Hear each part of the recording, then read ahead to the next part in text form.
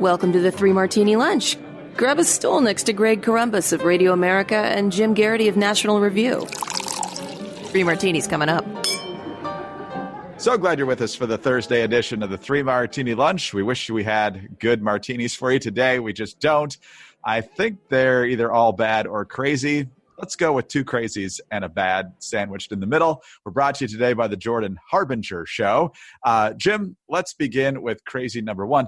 Pete Buttigieg, the former mayor of South Bend, the one-time Democratic presidential candidate who really did far better than anyone should have given his resume. But nonetheless, Joe Biden has picked him to be the next Secretary of Transportation, pending Senate confirmation, which I doubt will be a problem in his particular case. The media, of course, loves it because it checks another identity box. They're claiming he's the first ever gay cabinet secretary, which is not true. He would be the first confirmed gay nominee specifically for a cabinet position. Rick Grinnell was confirmed as ambassador to Germany, and then was a acting director of director of national intelligence.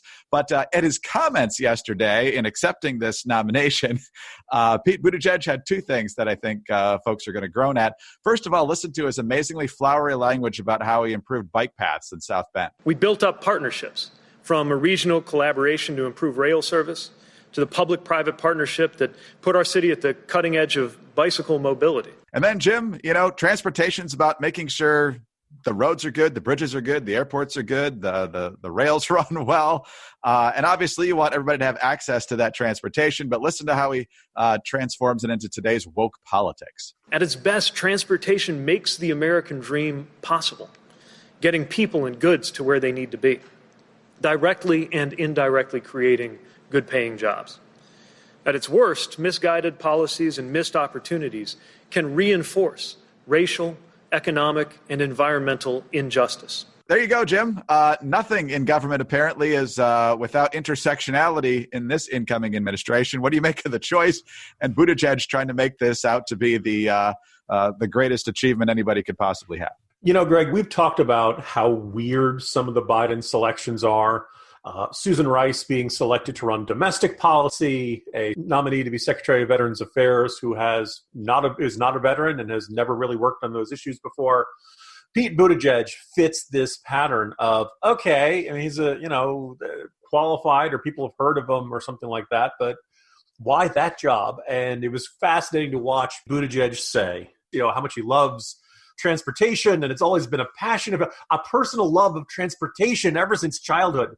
The primary qualifications he brings to the job is that he's seen many forms of transportation, and he's been on many forms of transportation. That's about it. Yes, he did the bike paths. I looked it up. South Bend has about 60 buses in the bus system. That's what's been under his jurisdiction, his authority here.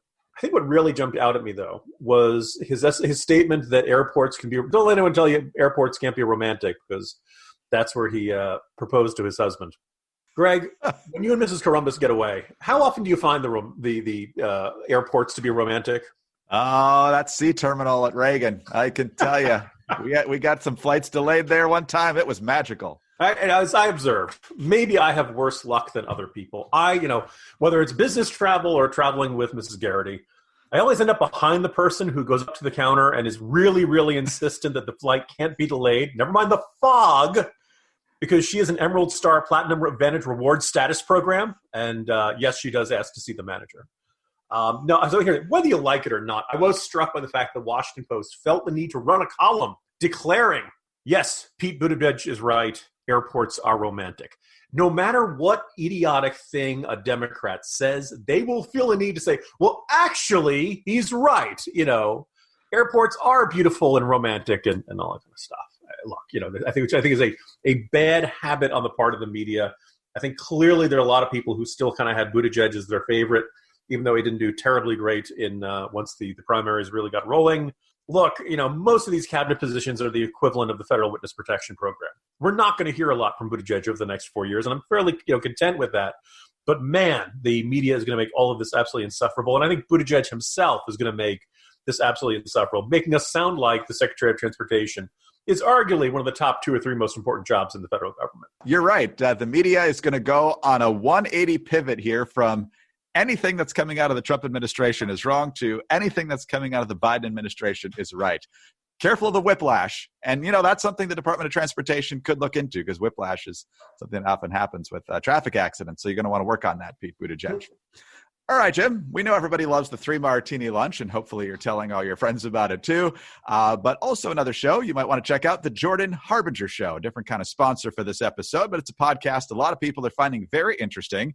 Apple named it one of the best of 2018, and The Jordan Harbinger Show is aimed at making you a better informed, more critical thinker, so you can get a sense of how the world actually works and actually come to your own conclusions. Don't wait for the Washington Post editorial page to tell you that airports are romantic. So you can figure it all out because your brain actually works.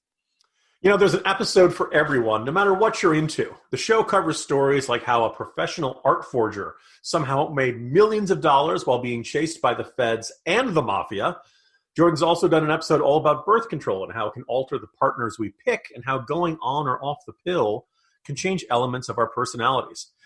Two of the topics and big-name guests that jumped out at me are the fight to defend the free world with H.R. McMaster, former very high-level White House official, and Principles of Investing with Ray Dalio, a very successful investor. Read his book and found him fascinating. So 2 podcasts you absolutely should not miss. The podcast covers a lot, but one constant is Jordan's ability to pull useful pieces of advice from his guests. It's not just the cookie cutter asking the questions in the press release kind of a thing. You'll find something you can apply to your own life, whether that's an actionable routine change that boosts your productivity or just a slight mindset tweak that changes how you see the world. So go to jordanharbinger.com/subscribe or search for The Jordan Harbinger Show.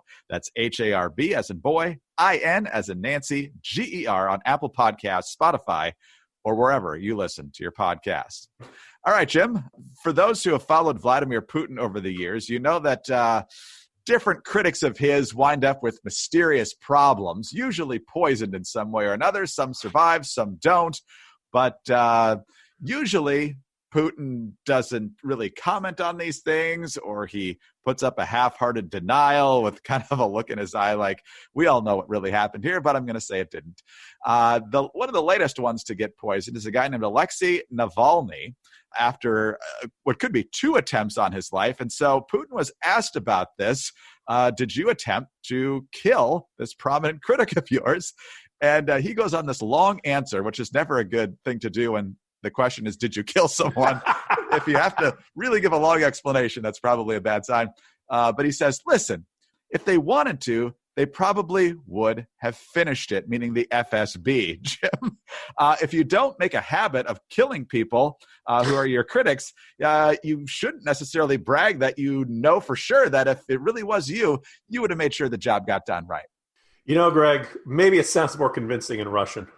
So didn't OJ try that defense at one point? Like, look, that was really sloppy handiwork with the knives. I've always had a much more firm grip when I do my stabbing of my ex-wives and waiters. Look, I don't expect Vladimir Putin to offer me a particularly convincing excuse. I suppose if we had done it, it would have been done more professionally. Is probably one of the more plausible counter arguments he could put out there. And what I thought it was leading towards, Greg, was an argument that at the FSB, the successor organization to the KGB, which of course is where Putin worked for many years, they have a philosophy, which is that you don't just get good at murdering people. It takes time. It takes dedication. And most importantly, it takes practice. And that's what the Russian state has been doing to all kinds of critics, both at home and abroad, for years. So, look, you don't just jump into the assassination business. You have to earn your way into it by just honing your craft. And if there's anything Putin's good at, that's it.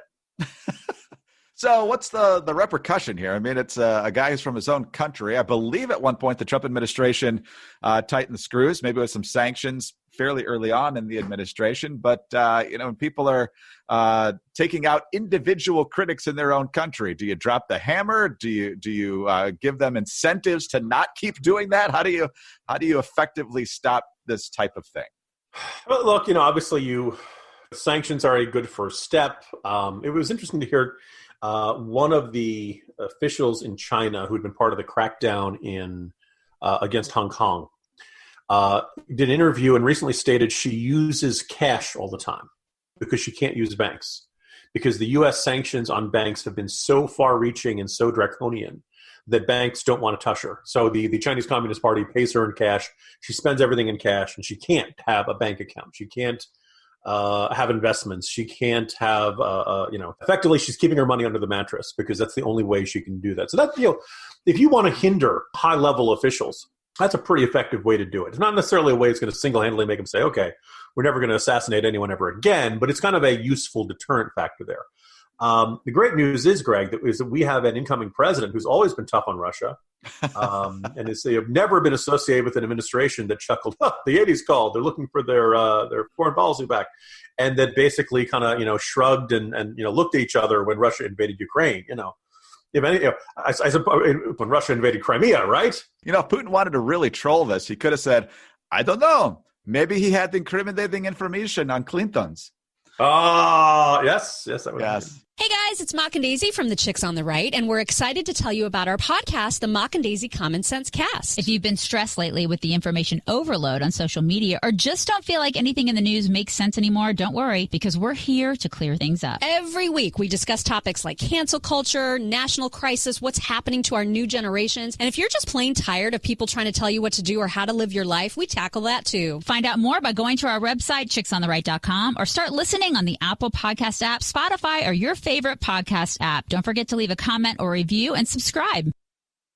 All right, on to our crazy martini now, Jim. And I know nobody saw this coming, so you really need to sit down and take a deep breath as you find out that the Lincoln Project has decided they weren't just anti-Trump after all. Turns out, Jim, they're going to be anti-Republican going forward. I know. Nobody could see this coming when they decided in 2018. They weren't actually the Lincoln Project then, but all the people involved said that Republicans across the board had to lose as a penalty for supporting President Trump. And now they're fighting in Georgia for the Democrats, and they're going to just keep doing that. Politico's got the story here. They quote Stuart Stevens, who I believe was on the Romney campaign, saying, the reality is there a market for an anti-Trump Republican Party now? I would say no. Evan McMullen says it's going to be tough to keep the Never Trump coalition together, so they have to bring more Republicans onto our side of this fight. But the most incriminating comment comes from Reed Galen, co-founder of the group, who tells Politico, at this point, we're as much never Republican as we are anything else. The Lincoln Project, according to Politico, is coordinating with a larger coalition of Democratic and civil rights groups, including Stacey Abrams' Fair Fight, Senate Majority PAC, the NAACP, and Black PAC on how, quote, we can be helpful to them either with polling, staff support, or financial support. So, Jim, the true conservatives are down in Georgia pushing for Warnock and Ossoff. Totally principled. Yeah. Now here's what's intriguing about this is if you look back, Priorities USA is a top liberal super PAC, right? And they noticed how much attention and how many donations were going to the Lincoln Project during this cycle, and they decided they took 5 of the Lincoln Project ads and ran their own focus groups, right? And kind of one control group saw none of them, the other groups saw with 3, but this is like 600 some people, so it's a fairly big sample. Was shown one of the 5 Lincoln Project ads. They measured how much the ads affected their thinking and their views on things. And they found pretty much the opposite of what the Lincoln Project would like you to believe. The more popular the ad was on Twitter, measured through likes and retweets, the less likely it was to persuade a battleground voter to vote for Biden over Trump. Meaning that, as many of us would suspect, the Lincoln Project ads made committed liberal Democrats feel good about themselves. People who were already going to vote for Biden were even more supportive of Biden afterwards. But they did not do what they were allegedly supposed to do, which was persuade Republicans to turn against Trump and support Joe Biden. Now, if you and I are on the right side of the spectrum, this doesn't really bother us that much. This means that large amounts of donations from grassroots liberals are going from groups like Priorities USA that could be effective at persuading battleground state voters to an organization that is not effective at persuading battleground state voters. Give its credit, the Lincoln Project does stand for a higher principle. That higher principle is that Rick Wilson and Steve Schmidt and all these other figures really need a new BMW. And maybe a place in Vail, a ski chalet, and maybe a vacation condo by the beach and all kinds of other stuff like that. Weird development. For the second time in a week, I'm going to say something nice about Alexandria Ocasio-Cortez after she criticized Pelosi. It was AOC who said that the Lincoln Project did not strike her as a useful way to donate for progressives to make their donations. All of a sudden, Steve Schmidt started writing love letters to Alexandria Ocasio-Cortez, insisting, we're on the same side. Look, by the way, if you're on the same side, you're not a Republican anymore. You've been distancing from the Republican Party for a really long time. And now it's supposed to be a really big deal that Steve Schmidt is no longer with the Republican Party and he's changed his party registration, blah, blah, blah. The best comparison I saw, forgive me, I can't remember which wise guy on Twitter said it, but he said something like, I have always hated Canada, says the head of the Tim Horton Initiative. For those who don't know, Tim Horton is a ubiquitous donut chain in every street corner in Canada, it seems. The Starbucks of donuts up there, which are, by the way, delicious. But, like at that point, take Lincoln off your name if the purpose of your movement is to be anti-Republican. No, they've exposed themselves for what they are. They've basically been mercenaries their entire political career. They got paid by a lot of Republicans over a lot of years. They couldn't handle it when Trump became the nominee in 2016. They probably figured out that their Republican candidate opportunities would dry up as once Trump won, more people were going to gravitate in that direction. So they decided to go to the other side. They made a lot of money, didn't change anything. They got involved in a ton of Senate races that did not go their way, thankfully. The Republican percentage of the vote for Trump was actually better in 2020 than it was in 2016. So they accomplished nothing other than making themselves very rich. So Democrats, they're yours now. Enjoy. By the way, there's one actual wrinkle of this, which is what makes them distinctive then? What makes them special? If you were a Democratic donor, why would you support them? If you were a Democratic grassroots, why would you give your hard-earned dollars to them? Just as we've groaned about the Jen Rubins of the world and said that, like, look, the only thing that makes them unique, what they're offering is the same as every other liberal columnist. It's just pretty much I, as a former Republican, abhor everything Trump is doing, as opposed to I, as a longtime liberal progressive Democrat, abhor everything Trump is doing. By doing this, they're actually sacrificing the one thing that made them distinct from a lot of other political groups.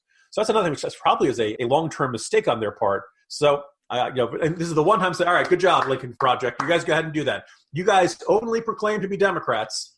And oh, by the way, other Democratic rival groups, I hope you crush these guys. Amazing. Wow. Well, they duped a lot of Democrats, and you combine that with all the money the Democratic donors dumped into Senate candidates who never really had a chance but thought they did. Maybe we should be glad they're still around on the left. We'll see. Jim, have a great day. We'll see you tomorrow. See you tomorrow, Greg. Jim Garrity, National Review. I'm Greg Corombos, Radio America. Thanks for being with us today. Check out the Jordan Harbinger Show. Also, please subscribe to the 3 Martini Lunch podcast. We are very grateful for those 5-star ratings and the kind reviews. Remember to get us also on those home devices. Just say play 3 Martini Lunch podcast. Have a great day, and please join us again Friday for the next 3 Martini Lunch. Hi, it's Dana Lash, host of The Dana Show. Every day, I'm here to keep you up to speed on the most important stories and info that you need to know in your very busy life. And if you're always on the go and you want to stay connected, just download our daily podcast and take it with you. It's a great way to get up to speed on what you need to know and what legacy media may not be telling you. Visit danaradio.com and click on the podcast link or subscribe at iTunes, Spotify, or wherever you get your favorite podcasts.